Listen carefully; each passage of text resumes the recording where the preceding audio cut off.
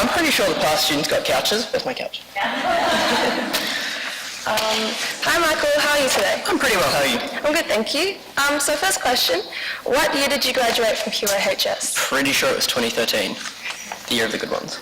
Okay, so then what was your favourite subject? Does spares count?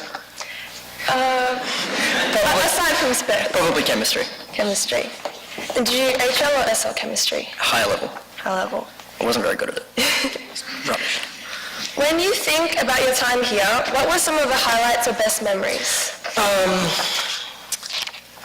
Okay, my favourite one that always comes to mind was hearing about Mr. Mitchell going over some of the test results with his class, and he was very, very, very, I don't think he was upset with them, but he was getting to the edge of his limit, and he leaned over, and he put his hand on the little nozzle that sits at the end of the chemistry lab bench, leaned on it, and squirted his face with all the water. I wasn't there. I wasn't personally there, but I heard about it within about 5 minutes of it happening. I was doing an errand for one of the teachers, and I walked past, and I fell on the ground laughing. He was teaching the class, and I was just absolutely dying outside the window, and he was trying to keep a straight face, but he struggled a lot. So that was probably my favourite memory. I think Mr. Mitchell mentioned that a few times before, but continuing, what special opportunities do you think the Academy experience provided you? Well, I got to go to China, so that was pretty cool. The guaranteed entry into Griffith definitely took a lot of the stress off my final exams and allowed me to not have to worry about that.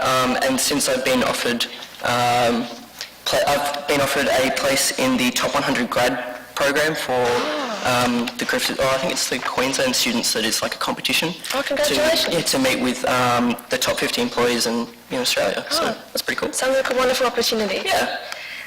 So what was it like working here with fellow Bright students? Fellow Bright students.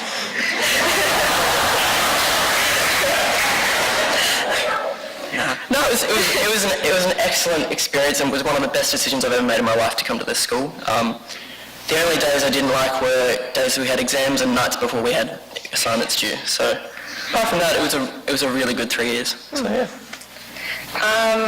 So what are some of the things you have done since graduating? I get to sleep in.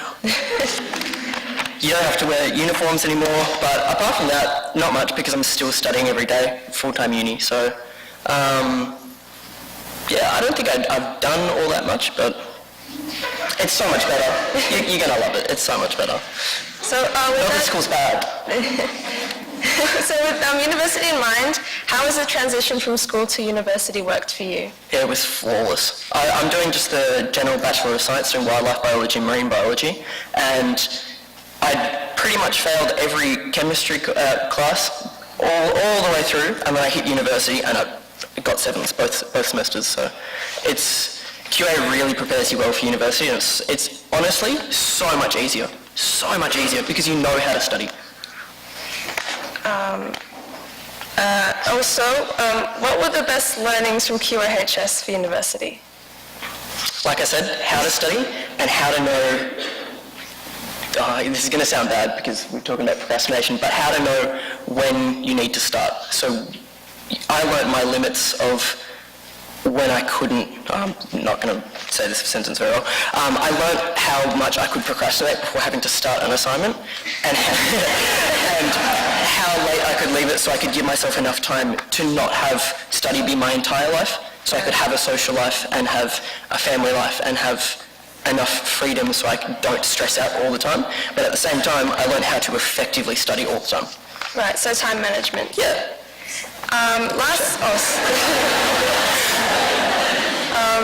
Second last question, what were the best learnings from QHS for your life in general? How to not take it so seriously.